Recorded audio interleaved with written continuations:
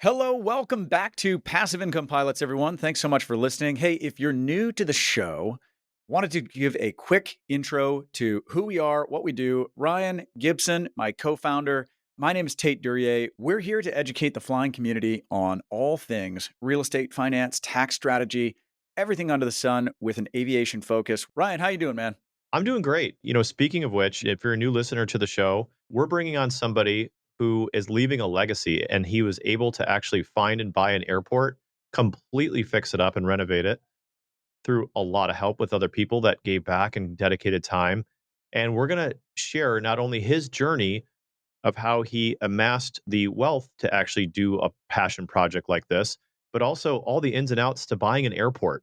How do you buy an airport? How do you find an airport? How do you finance it? How do you make money? Renovate it. Yeah, how do you get it? Yeah. And this guy actually got his airport to break even occupancy in 18 months or break even profitability. So it's a really interesting story. This guy, I mean, how many people do you know that have flown a general aviation airplane to 53 countries? The guy flew around the world over both poles. So unbelievable story. This is one you're going to want to listen to the whole thing. I mean, it just unbelievable story. Today we have Rob DeLaurentis. He's a successful real estate entrepreneur, investor, pilot, speaker, philanthropist, author, and founder of the DeLaurentis International Oak Harbor Airport. He's also a Gulf War veteran. Received his pilot's license in 2009 after a successful real estate career, building, renovating, and buying single family and multifamily portfolio, and was able to buy an airport. And just an incredible story. Yeah, and it's so relatable to Tate and I because we're real estate investors. We go out and find self-storage, multifamily, mobile home parks, things like that. And our show is all about educating our listeners on how to connect and find and get these opportunities to invest in these types of deals. And what's so interesting is that, we love when aviation meets real estate investing or investing in general and sharing other people's stories and how they got there. I think towards the end of the show, he really talks about somebody who mentored him, and I think that's a really big part about coming who you are is not just going at it alone, going at it with an outside voice or somebody helping guide you through a process. And that's the whole point of this podcast.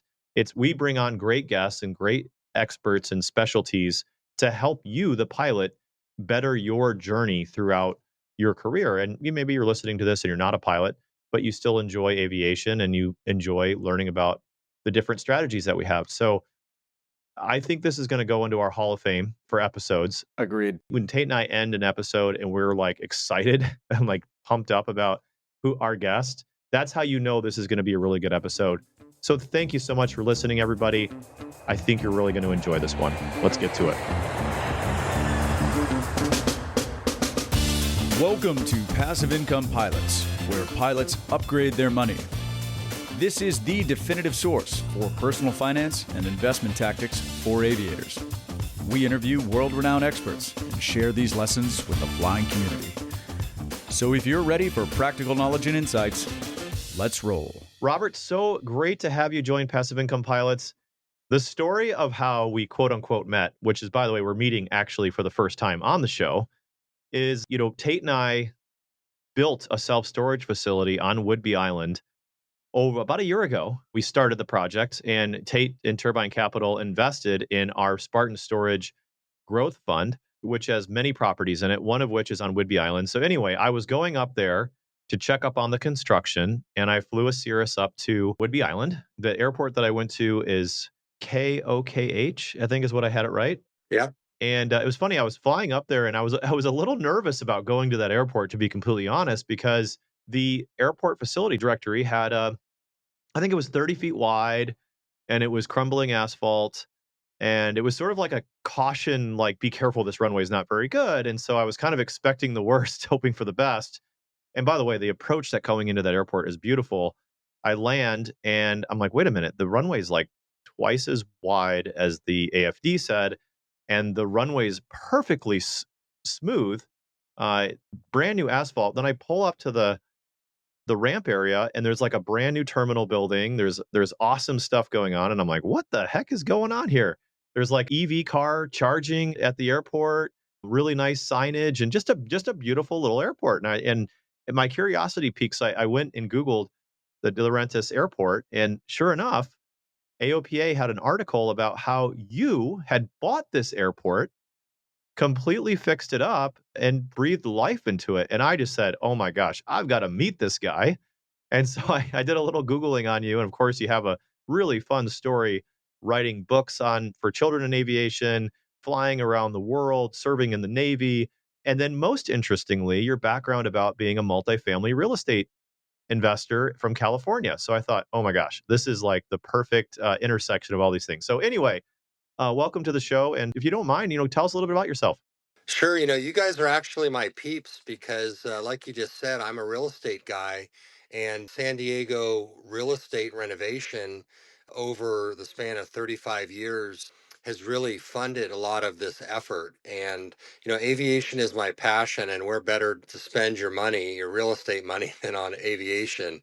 Yeah. So when I ended up in the Pacific Northwest after 35 years in San Diego, after doing that polar circumnavigation, carrying experiments for NASA, Scripps Institution of Oceanography, biofuels, and ADSB out, I had a little post-traumatic stress, due to some of the challenges on that 8 month and 23-day trip. So I decided to sort of reinvent myself. I wanted a place where there were snow-capped mountains that went right to the ocean. I wanted road access to wherever I was going to live, and that really narrows it down quite a bit. Whidbey Island was one of those places, and I'm a former Navy guy with 4 years active, 10 reserves. And I thought, well, this is going to be just like San Diego, but maybe a little bit more raw, a little bit more beautiful in some ways. And also, it was an opportunity to explore a float plane life because I always wanted to have a float plane. I never, in Southern California, there's so few places you can actually fly them and land on the water. So it also put me closer to a mentor of mine.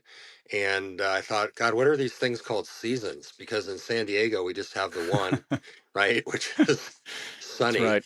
So I decided to take a chance. And any pilot, as you guys know, when you get to a new area, the first thing you do is go, well, where's the nearest airport?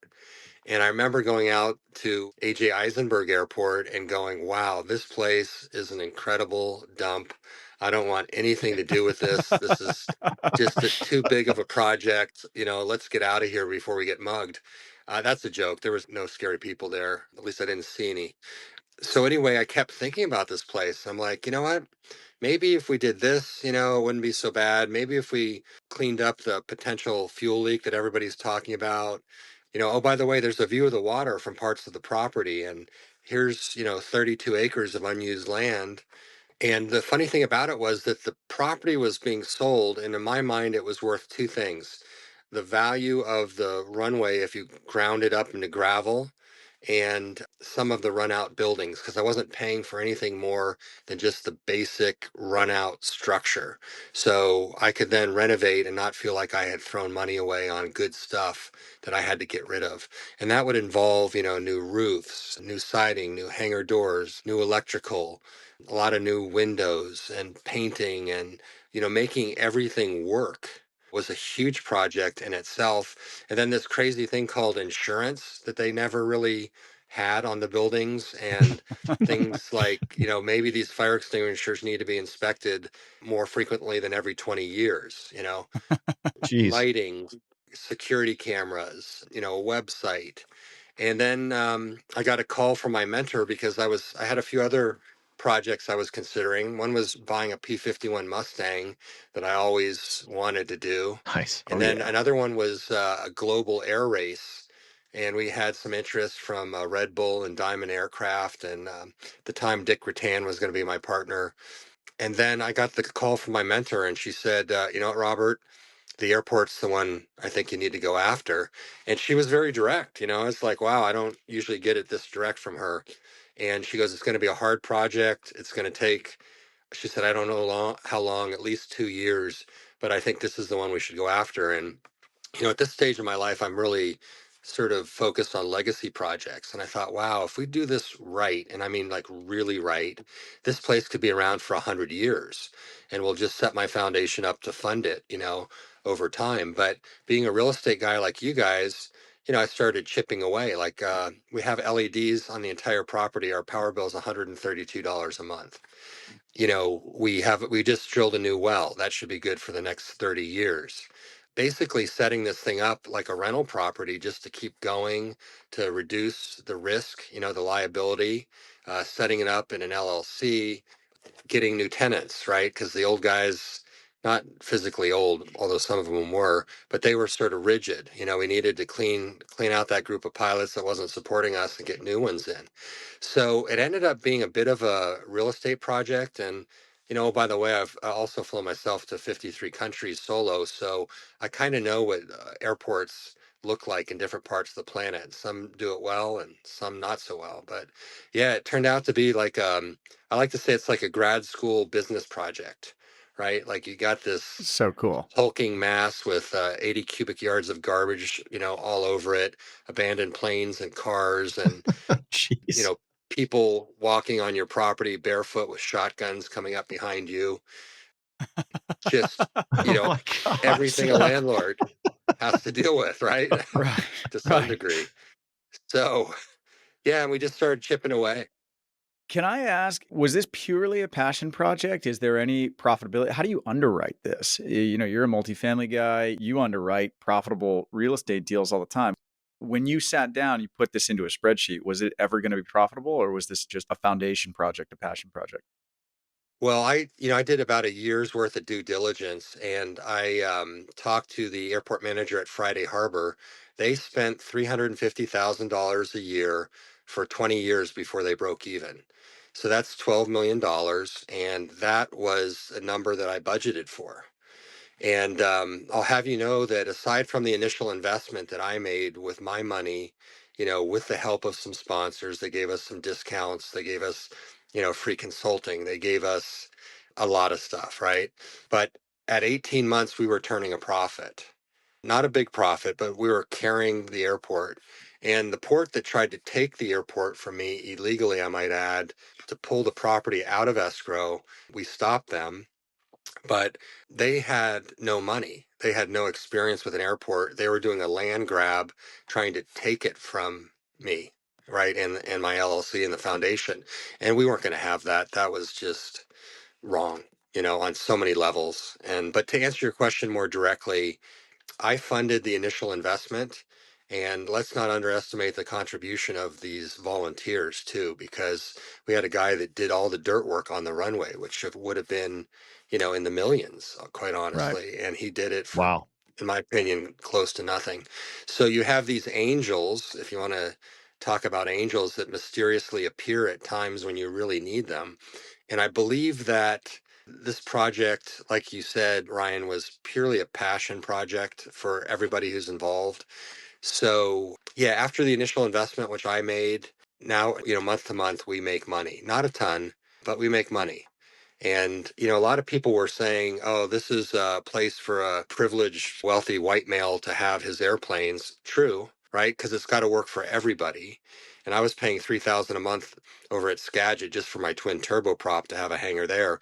But, everybody benefits. The community benefited because they didn't have to put in the $6 million to buy it and renovate it. They don't have to pay $12 million over the next 20 years.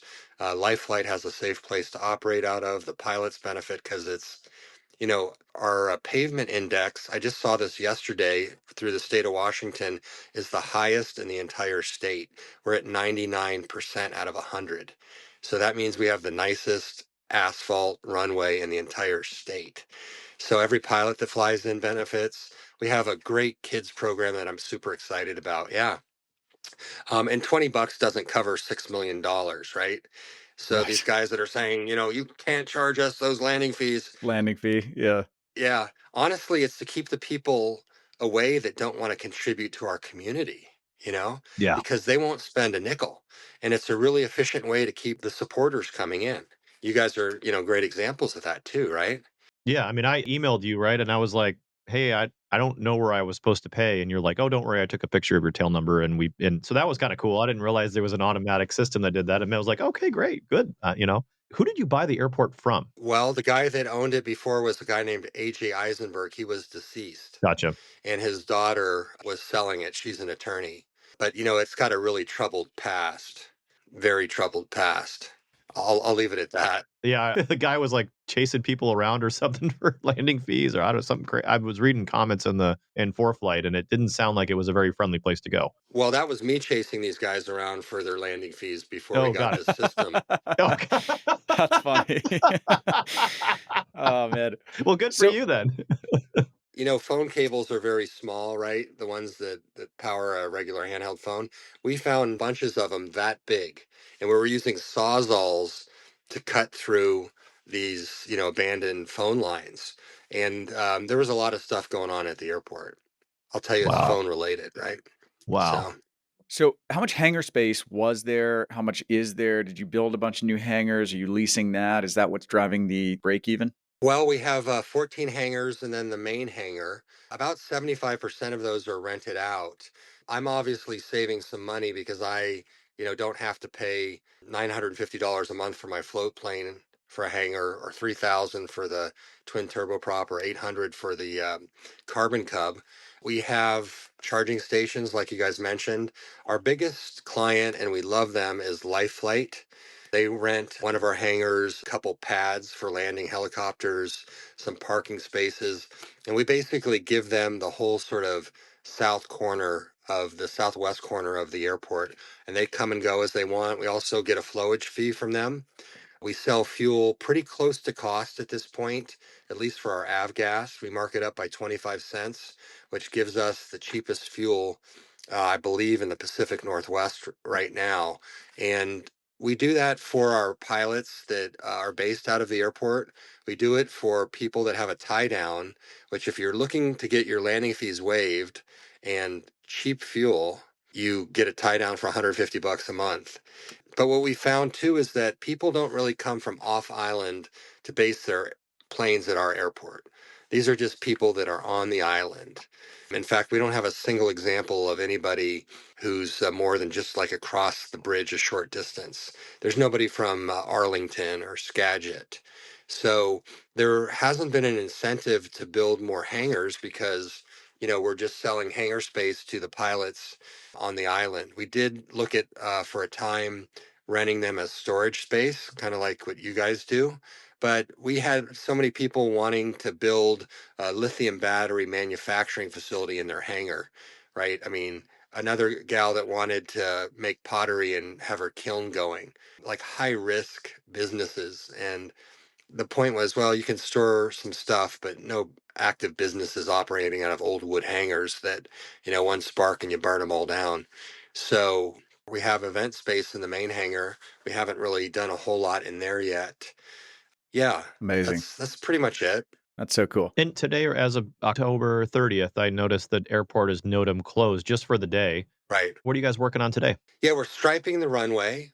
I talked about angels. There's a guy called David Parker from the FAA, and he called me up a couple months ago with a few other people in the room, and I knew I was in for trouble because when you got a room full of FAA people calling you at once, I thought, well, that's not good. But it turned out to be great because we were about to start striping, and David said, "Hey, you got to clear that through me." And he went to work setting up this beautiful striping plan for our international airport. And, the regulations, there's books of them. Like, it's really difficult to get that right. And he got it right for us. And he's also applied for a second approach on the 2-5 side of the airport. We didn't even ask him.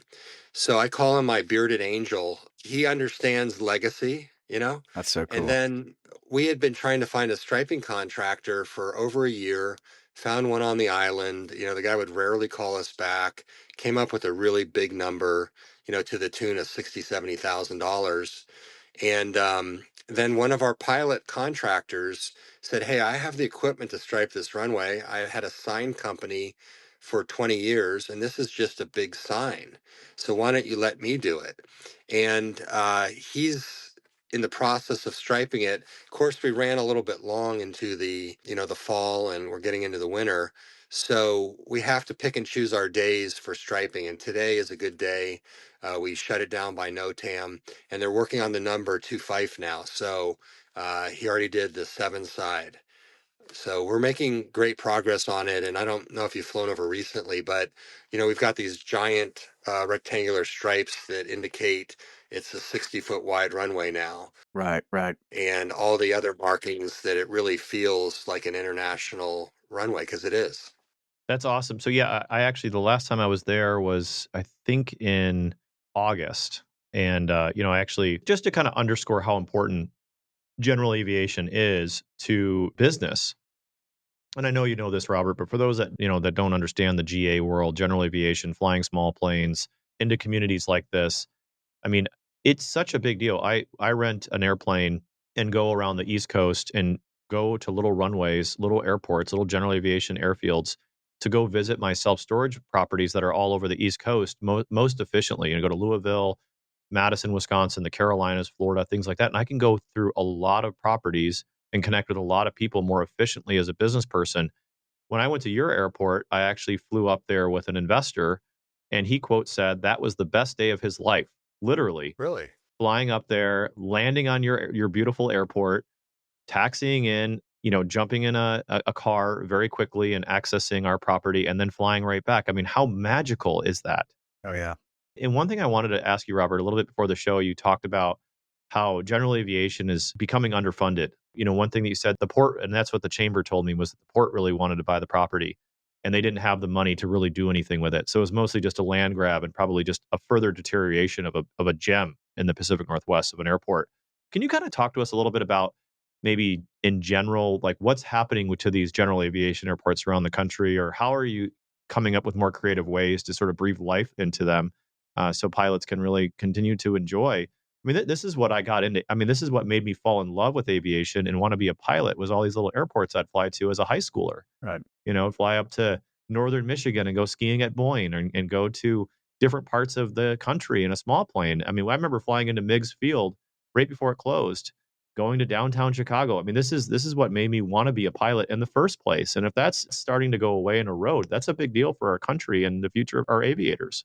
It's a timely question and a good question, Ryan. This morning I was talking to Representative Dent. I'm at the Washington State Aviation Convention in Leavenworth, and I said, we have a pilot's bill of rights, but we don't have an airport owner's bill of rights. And wouldn't that, help us to get clear on what we need to do? And he's asked me to write It's that. amazing. Wow. So he asked me if I had a copy. I said, well, I thought of it yesterday. So no, I don't have a copy of what that's going to say. And I'll reach out to AOPA for their help. But my philosophy has been totally different than a lot of people. There's a pot of money out there with the state that everybody's fighting for. And that battle's been going on for a while and it's messy. And I don't think anybody's going to come out of it with the money they want. I know when I started the airport, I thought, God, here's two different options. One of them is that, the state, the feds, the city, the county, and the port come in and say, hey, we're really happy to have you. We appreciate, what you're doing for the island. Airports are important for our financial health. And that would be a fivefold win. Or there would be not a penny from any of them, even though they were expressing interest. And do you know which side we ended up on? Let me guess. Not a penny. Yeah, not a penny. So, we got to do it on our own, and it turned out to be a very good thing because there was no grant assurances. There was nobody telling us you have to paint that building that color. There was nobody saying you can't do that yet. So, with my background in sponsorship, I had 95 sponsors on my polar circumnavigation. I thought, well, why can't this work for airports? It worked, to help me raise money for the polar trip. So I started talking to them about some of the creative ideas we had, and some of them liked it. I think we're up to about 20, 25 sponsors now. Some of them are in our community, like the Sand and Gravel Company, huge sponsor, right? We put in 12 million pounds of gravel and we got a discount off every pound. So that worked out really, really well. The other thing we've developed are fuel trailers. And our first bid to replace the 10,000 gallon tanks with above ground ones was 420,000. And then a year later, when I went back to them, the price went up to 720 with installation.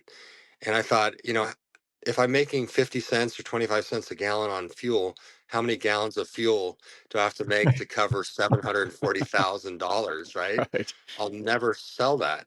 So we found a fuel trailer company, and they're called Transfueler. And then we were talking to Titan, and they were giving us these upgrades. You know, you need a vapor recovery system, you need an anti-splash system, you need to be able to ground them. And then the missing part of the puzzle was a credit card processing machine.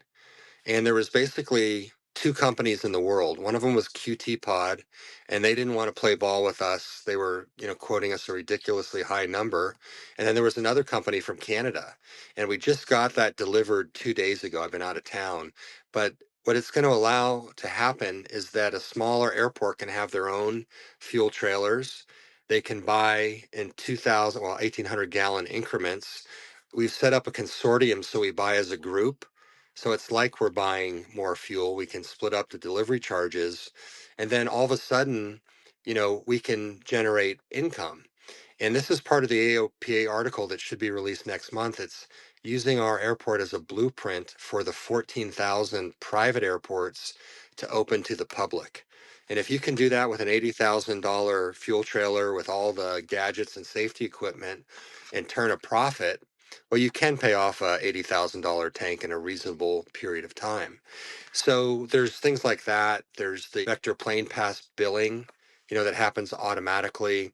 There's the sponsorship, there's the charging stations, and there's just a few other things that we've done to make the airport profitable. And we're now not dependent on the state, the feds, the city, county, and the port.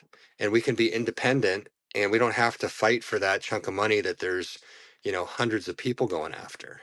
What should aviators in the state of Washington or just in the country in general be writing to their representatives and asking for as to support airports in the general aviation community? Well, first, I would say before they even start writing, I think they need to get some skin in the game themselves. And, consider that as a pilot, you need an airport. It's kind of like a tree and you're tending to the branches, but you're ignoring the trunk. The airport is definitely a critical part of your fun and your enjoyment when it comes to aviation. So I'd say first, get some skin in the game. What I had told Representative Dent is that we're not trying to, or I'm not personally trying to get money from the system, because the system basically has already told me no. I'm trying to come up with ways for aviation to generate more revenue, which then fixes a lot of our problems. We're not dependent on somebody else. And he said, "Well, how would we do that?" And I said, "Well, I need to look into this because I just thought about this yesterday for the first time, but maybe just getting out of our way and letting us do what business can do for aviation." One example of that is when I was going for a runway permit at my airport, I went to the planning department and they said, "Okay, we've got to put you on the back of the list because you're a private individual." And I said, "But the airport is for public use, and we're supporting organizations that help our community. You need to treat us, fast track us, treat us like a commercial enterprise that you would normally give priority to." And it took the involvement of our some of our county administrators to push that through more quickly. But I think that would be critical, right? Moving these projects through, because time is money. We know that as real estate people, right? Yeah, and I haven't composed a lot of it, but I do know that we need better representation as private airport owners since we're doing it on our own. Robert, you said you've flown into 53 countries with general aviation, right? And so I really want to echo what Ryan said about how special the United States is with all of these GA airports. It's unbelievable. We're so lucky in this country, and we need to not let go of this. Do you want to talk at all about your experiences in other countries? What countries do it well? What countries don't? And what can we learn from that? Okay. Yeah, Europe, great, right? They're probably the next best place, I think, to fly. I remember I had been charged $3,000 landing and other fees to go into Anadyr, Siberia. And I wasn't aware that that was coming, right? So that was my worst experience. And then I thought, well, I'm smarter now. I'm going to check at these different airports and see what they're going to charge me in advance, try and get something in writing, which was hard to do. And I remember I was going to go land in Malaysia, and I called up and I said, "Hey, what are the fees?" And they said, "Well, it depends on who's working." So the, Wow. these Oh my guys can God. charge whatever they wanted, And I finally nailed them down, and I think it was like $1,000 for a Malibu, and I'm like, no, I'm not going to go there, right? Wow. So I'd say Europe is a super fun place to go. There a lot of the places speak English. There is a little bit of influence of AOPA and some clubs, but vastly underdeveloped compared to the United States, and that probably goes back to World War II, which is when a lot of this stuff got set up after the war, the surplus airplanes. And yeah, and but to argue the other side, GA pilots are no easy group to deal with. They come in, they want stuff, and they're difficult. So, and then when you compare that to, well, I can fuel, like the other day, we fueled a Chinook helicopter with the Army, and they took 300 gallons. Some of the GA guys are coming in asking for 10. Right. And Right. if you're making 25 cents like we are to cover our costs, we basically make no money on that, right? We're providing the fuel as sort of a incentive to make our pilots happy, and it's convenient, that sort of thing. So I understand both sides of it, right? But the U.S. is established, and yeah, a total blessing. Yeah, you mentioned life flight takes up a significant amount of your airport. And just to make sure people who are listening who don't know what that is, what is life flight and what does that contract look like? And is that like a significant portion of your revenue? Yeah, it's our biggest customer, right? They're not for profit like we are, but they run it efficiently like a business. And easiest guys to deal with, guys and gals, very professional. We charge them a flowage fee because they like to use their own tank, or sometimes they'll fly a PC-12 in and they'll use our Jet A tank as well. And they're transporting patients, organs, Yes. last minute things. Yeah. Yeah, so let's say you're in a car accident on the island and, time is of the essence. You have basically two options. You can take an ambulance, and in about 2 hours and 30 minutes, you'll ride on the ferry. You'll get bumped around pretty good, right? You'll drive a long distance. Or you can hop in a life flight helicopter and be there in 15, 20 minutes, right at the hospital. And I actually am a member of their, I think I have a lifetime subscription with them. So they cover you anywhere, in their region, which is the Pacific Northwest, I believe. It's the best deal. Yeah, and if they didn't go to your well-run airport, where would they go? Or how would that change their perspective or their timing on. Well, they would be doing maintenance on another island. And it turns out that Coopville is one of their busiest hospitals. So Coopville basically sort of like, I think the word is triages people, gets them ready to go over to SeaTac. So they have during COVID, I think that was their busiest hospital. So having their maintenance facility very close to the hospital is a huge advantage to them. They don't have to fly to a lot of different places to get stuff done. It's amazing. Kidding.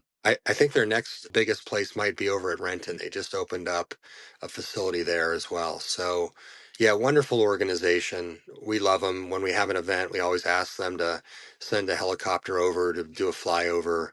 And I remember one, they showed up and it was an all-female crew. And, the kids were just going crazy, Yeah. hopping in the helicopter, talking to the pilots and That's so cool. I guess you would call them nurses. Yeah, great organization. You mentioned you had, I think, 95 sponsors on your biofuel trip, and you said, "I have that skill and that experience of getting sponsors to back what your passion projects are, or what you're doing."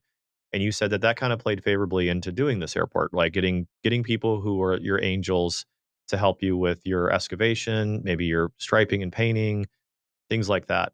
What advice would you give to somebody if they're thinking, "Man, I wanna buy an airport, but I don't know the first thing about asking for help or trying to find those angels." How would you sort of what advice would you have to those people? Yeah, that's a long answer to that because I could probably write a book on the subject, but let me just say a few things. First of all, it's not about what you want, it's about what you can do to help them.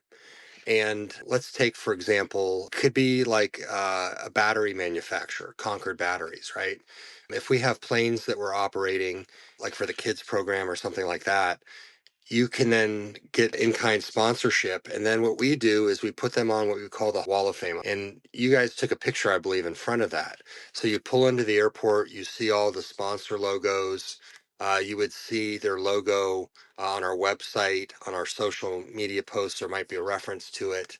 And then sometimes if it's related to our kids' plane, Sugar, we would have a logo. They're not on that, but Lightspeed Headsets is one of our big sponsors. So they definitely get some great exposure as well. That's great. That's amazing. Yeah. Robert, I'd love to hear about this trip around the world. You said you spent 8 months, pulling NOAA and atmospheric equipment around the world. I mean, can you tell us about that trip? What was the genesis and like, how'd you end up on it? And give us some highlights. Yeah, there's a movie that we just released December 3rd of last year. It's on Amazon Prime, Google TV, and Apple TV called Peace Pilot. And in an hour and 52 minutes, it'll teach you a lot about that, as well as a book called Peace Pilot to the Ends of the Earth and Beyond, and an audiobook by the same title. But I had successfully completed the equatorial circumnavigation in 2015 in a plane called the Spirit of San Diego, and I thought it was going to be a one and done for most people that circumnavigated is. And then I started thinking, well, what would be the next level? What would be more difficult, more rewarding, more challenging, right? And I started thinking, well, there's so few people that have flown the poles. Nobody in a twin turboprop has ever done it. And, I'm a little bit of a citizen scientist in that I'm very curious about, the science that's out there that aviation can support. And a lot of times you have guys that are just flying around for the fun, but aviation has a much bigger purpose, right? It can further science. Like, for example, our plastic particle experiment determined that there was more plastics in the atmosphere over the poles than over the equator where all the population is. So that's like discovering plastic islands in the air. And then, we're showcasing some of the sponsors' equipment. ADSB out was used for the first time over the poles on my trip. So it's not just, we have a system that we're flying, but it's making history too. So, we wanted it to have a lot of layers to it. We wanted it to be inspiring. We wanted to showcase aviation technology. We wanted to further science. And, one person said, oh, that's a sponsor funded vacation. Well, when you're in Dakar, Senegal, and your fuel tank bursts and throws Jet A on your face, your groin, your arms, your chest, and you have chemical burns, and then you have to get in that plane that has 11 gallons of jet fuel sloshing around beneath the floorboards, and your eyes are watering, and you can taste jet fuel when you swallow. It's not necessarily a fun trip, right? But you realize that your mission just became bigger than you. It became more important than you. So, there's a tremendous amount of learning, not just for the people that are following this, but, on a spiritual level for me, I was like, why am I being like cosmically tortured for 8 months and 23 days? And it took me a year to figure it out. And the reason, or at least one of the reasons, was that all living things suffer, right? The birds that are out there in the world that break a leg or a wing, or a plant that gets, some bug on it. That's the one commonality we all have. And the trip became about connecting everybody on the planet from the North Pole to the South Pole and everybody in between. That's incredible. I think your next book idea should be, by the way, it sounds like you've written a lot of children's books, and we'll get into that in a second as well. But your next book should be on how to buy and operate an airport. Maybe you already wrote about it. I don't know. I haven't done that. My mentor has encouraged me to do that. This article in AOPA, which is the blueprint to convert the private airports to public, is a little bit of that. I don't know how big an audience it would have, but I'm certainly willing to talk about it as much as people will listen. It's, for you guys as pilots, I got to tell you, it was another avenue of aviation that I wanted to experience because I always felt like I was taking these huge risks in the air, over the South Pole at minus 60 Celsius, the risk of fuel gelling and loss of navigation, all that. And I thought maybe I'll try something that's a little less dangerous, right? And I thought I'll do something ground based. And it was by far one of the most frustrating projects I've ever done, but also the most rewarding, especially now that it's done, right? Because it's easy to see the vision, it's easy to enjoy it, it's got good energy, it's doing something positive. So I would just encourage anybody who's in aviation to go, there's all these other pieces of aviation besides flying. Like, look at you guys, you're doing a podcast on aviation, right? So, yeah, it's been pretty rewarding. And, on my days off, I'm usually at the airport because I have my RC planes there. I have my side by side. There's usually somebody walking around who has questions or wants to talk or just decent people. That's the magic of GA airports. Yeah, it's so much fun. So anybody who's listening to this who's like thinking, I know that there's airline pilot forums about general aviation and getting back to flying and pilots going out and buying airplanes now and getting back into it. And they might be thinking, geez, what would be even my first step to buy an airport? Which ones would I even go to, or where would I even go to see which ones are for sale? Or how would you even go about like finding one like this? I mean, this like passion project, where would they start? I had no intention of buying an airport, when I came to the island. In my case, it was sort of tossed in my lap, right? I went to the closest airport to this new place I moved, and it turns out it was for sale. I know on social media I've seen some, airports listed. I think if you got online, you could probably find them. I think key though is it's got to make sense for your lifestyle too. Like this airport is 30 minutes from where I live. It's on the island that I love. Got extremely lucky in that case. So I would start by looking as close to your, house or your home as you can. Yeah. I want to switch gears a little bit and talk about your past multifamily investing journey. Can you kind of tell us about, I mean, obviously you've done really well for yourself to put yourself in a position to buy an airport and do all these passion projects. Can you kind of give us a little background on your real estate and kind of how you got to this point in your career? Well, it's funny a question because the guy came to the airport the other day and he asked me which bank did I rob, and the answer was none. Like when all my friends were going to Vegas on the weekend having a fun time, I was underneath a rental property, cutting out sewage lines and, brazing copper pipes, in a pool of like sewage. So it wasn't a glorious time, building my portfolio. But I just was always a real estate guy. I saw my dad buying rental properties when I was a kid, and he didn't have the best experience. I remember driving up to one of them, and there was an engine block in the front yard, and Mm, the windows were sort of busted out. But I slowly learned that there was a better way to do that. I went to business school. I was at Arthur Anderson right out of college. So I got a little bit of, not right out of college, after the Navy, I went back. I got a little bit of training there. And this concept of being able to live in a place, rent parts of it out to other people and make money, I thought was pretty exciting. absolutely. And I started buying properties. I was using some credit card advances to come up with the cash. And then I would quickly renovate the properties, pay them off.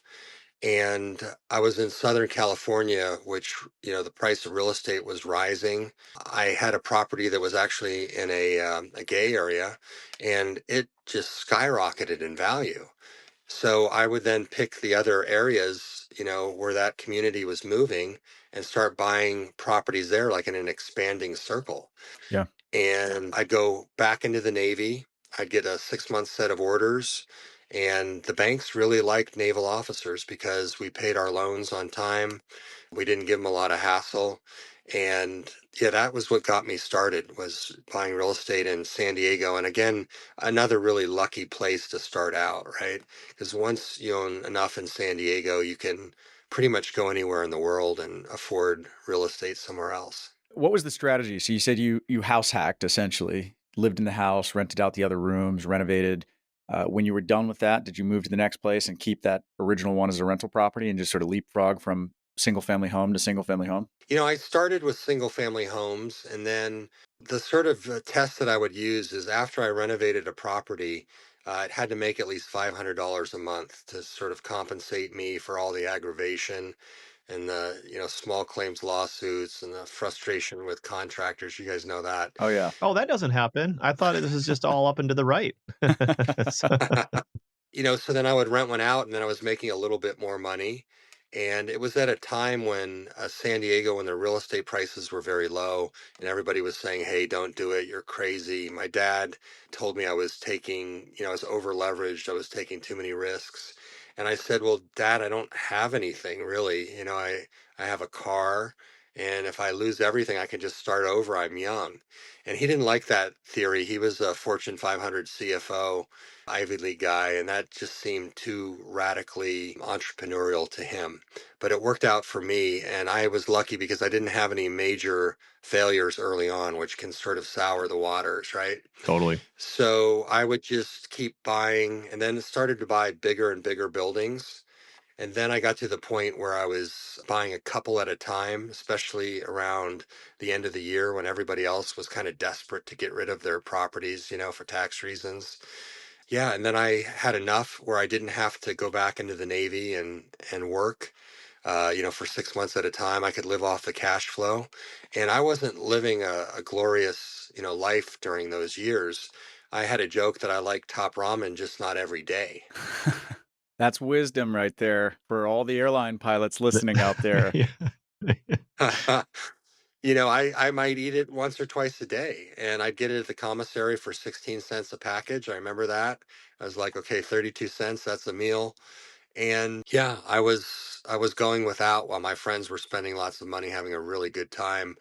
I missed out on a little bit of life early on, quite honestly, because I was so focused on the business and growing it. But now, I retired for the first time at 37. And it was just, I had just one house, but I had enough cash flow coming in. I didn't need to work. And I thought, oh, I'm too young and I could have a bigger portfolio. So I went back to work. And at 43, I finally checked out, permanently from that and started focusing on the foundation. Yeah, so it was a struggle early on, but I'm really happy that I did it early. When did you get really into the general aviation stuff? Was that during the portfolio building phase, or was that after 43 when you fully checked out? Yeah, pretty much 43 was the magic number, and I never had the time and money together. I might have one, but not the other. So finally, I could reliably take lessons and make time for the lessons and not let a long, period go between, one lesson and the next. Where'd you learn to fly? Montgomery Field. I instructed there for years. I love that Yeah. airport. Yeah. Yeah. Yeah, it's pretty cool. I still have a hangar there. I rent it out right now, but what is it, Plus One Flyers? Did you Plus work for one. them? Yeah, I did. I did. I was an independent instructor at Plus One for years. Even when I was flying the Metroliner out of Coronado, I was Oh, instructing on nice. the weekends up at Montgomery. I love that airport. Yeah, the Metroliner is one I considered when I was looking for a plane to do the polar circumnavigation. Well, that's crazy. Yeah, You they don't want to take a Metroliner with no autopilot and yeah, Yeah. the disadvantages I found is they didn't fly high enough and they were older. They did have the Garrett engines, which were they were. pretty nice. Did you have a water injection in yours? We did. Yeah, we didn't use it much, but we did have the OWI, yeah. Okay. Yeah, that's a pretty cool plane. I wouldn't mind having one of those. Yeah, but it just turned out the Turbine Commander had a few more, qualities to it that were really good. But that was the first plane that was suggested to me. That's cool. Well, Robert, you've been really generous with your time. I have a lightning round. Favorite general aviation airport to fly to in the Pacific Northwest, other than yours? Oh, okay. Well, that's no fun. I was going to say mine. And by the way, if you fly to Roberts Airport, it's on Whidbey Island near Oak Harbor. You can fly there. You can get a car. They have a beautiful facilities there for their pilots. And if you walk kind of across the street, there's a drive-in movie theater and a go-kart track for the kids. So that's kind of fun. Yeah, right now there's a pumpkin patch as well. Or if you walk out of the airport and go to the left, you can go down to the water. It's just a short walk and it's really beautiful down there as well. So if you're looking for a great destination, it is perfect. So for business and for fun. All right, best airport outside of your airport in the PNW. Where should I go? I'll give you two. I like Orcas Island. I think that's pretty cool. You can walk to some really fun stuff. And then there's a place called Point Roberts as well. It's a grass strip just south of the Canadian border. And they have a little cute town. You can walk there, get some lunch. It's out of the way. I kind of like that place too. That's awesome. Favorite airplane? General aviation airplane. Turbine Commander 900 with mods to get it as far as the South Pole and 19-hour legs. I'll never pick a one Wow. that's more important to me. And Oof. it's actually at the airport too. You can see that now. Sweet. Craziest story from an airport on that 8-month tour. I'd have to say Dakar, Senegal, when I was refueling. It's in the midst of a sandstorm. I was getting ready to fly to the island of San Tome, which is right off the coast of Africa. I had this sort of knot in my stomach. Something was very wrong. Pulled up, there was a great guy from the FBO, nice uniform, good smile, good communicator. I thought, I'm going to fuel tonight, and I'm fueling my number one ferry tank, which was like a header tank. I hear this cracking sound, and then there's an explosion of fuel that sprays into my eyes, my chest, my arms, my legs, and I'm falling out of the plane thinking, okay, it's over. This plane's going to catch on fire. It's going to blow up. At least I made the South Pole already earlier in the trip. And then I hit the ground and I was like, I'm still alive. Like, how is that possible? I yelled for water, and then the fuel was spraying out of the plane. I think it sprayed over 100 gallons. And I jumped right back in with my survival knife, cut the drain line on the tank, and grabbed some plastic to try and divert the fuel out of the plane. But that would change, the trajectory of that trip in terms of, dealing with the fuel soaked interior of a plane, flying it at 30 plus thousand feet for the rest of the trip. That's crazy. But getting to number 4, favorite aviation movie other than The Peace Pilot on Amazon. That's hard. I'm a Tom Cruise fan. I'm sorry. I know that's pretty Yeah. general. Oh, I love that movie. Oh, yeah. Who doesn't? Who Yeah, doesn't? I've watched it too many times. Too many times. I think I've watched the ending of Maverick with my son no less than 55 times in the last 12 months. Such a great ending. Oh, what's funny? It's funny, when I was flying over the South Pole, there was a guy there that was manning the comm station, and I asked permission to fly over, and he said negative Ghost Rider. The last Tom Cruise movie was supposed to come out, and I'm like, is he quoting like from the Tom Cruise movie and we're over the South Pole here? Like, neither one of us is going to see this thing for months. And it was just like that common bond between people that love movies, right? Like Oh, yeah. quoting them That's and too cool. laughing about them. I wanna hear about this mentor. Who is she and why is she your mentor? And tell me about how you guys came to connect. Yeah, one of my favorite people in the world. Her name's Susan Gilbert. She's the vice president of my foundation. And, if you go back in history, the kings had oracles, right? And they relied on these people to give them advice, to guide them. And Susan, being one of the more spiritual people that I know on this planet, I talk to her every morning. And if you think about business school, right, we all study those Harvard case studies, and then you try and be smarter than the next guy and come up with a better solution, but you're all competing like in the same fishbowl. But if you can get some other information from another source, that puts you sort of above and beyond everybody else. And the whole spiritual component of what we do at the DeLaurentis Foundation, which includes Susan's guidance, is critical, and it sets us apart consistently over everybody else who's competing with us. So, like I said earlier, Susan called me up one morning because I was trying to decide between these three projects. And as directly as we're speaking, she said, I believe the airport's your next project. And, when there's those really difficult decisions, I call her. So I was walking out to the Citizen of the World um, when I was getting ready to leave from Ushuaia, Argentina, and my phone rang. It was the guy who did the ferry tanks, and he said, "Hey, the FAA has some questions. You could lose your license over this." And I texted Susan like, "Oh my God, what do I do?" And she said, "Now you need to focus on safety and making this trip happen, and we'll deal with any issues that pop up afterwards." And then all of a sudden, my mind was going nuts. And then I'm back on focusing on the safety of the trip. And everything worked out perfectly, with the FAA. But it was just a moment when you lose your clarity and you need some extra help or guidance. And she is the one person in the world that does that for me and for the foundation. And she's a pilot. She's the person who got me into flying. She Oh, got me wow. into spirituality, and she and I were in small business together. It was my first venture into small business. In fact, she got two filing cabinets and put a door on top of it. That was my first desk. So instrumental to my efforts, and I'm sure the other people that she helps as well. That's incredible. Amazing. Well, Robert, we could go on for another hour here. And this is so fascinating. I'm fascinated to learn more about you. I'm sure our listeners are as well. How do people, follow you, connect with you, get your book, watch the movie, look up your foundation? How do we find out more about you and follow you?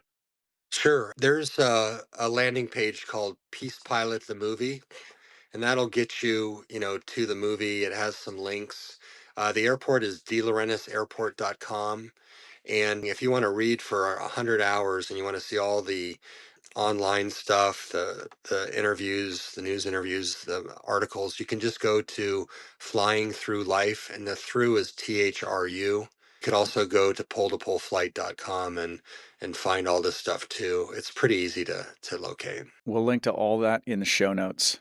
Well, Robert, we are so grateful for you to come on. When we can find the intersection of investing and just doing something for legacy at the cross intersection of aviation, we're just always overjoyed to bring on an interesting guest like yourself. So thank you so much for coming on and talking to us about your life experience. It's been great.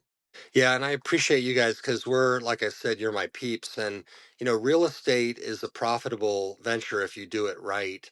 And I would say, the next level beyond that is what are you going to do to create your legacy and what impact can you have on the world? And in our cases, it happens to be aviation. So using real estate to fuel some of those ventures is a fantastic way, I think, to create a legacy. I couldn't agree more. Thank you so much. And thanks for tuning in. And we'll catch you guys on the next episode.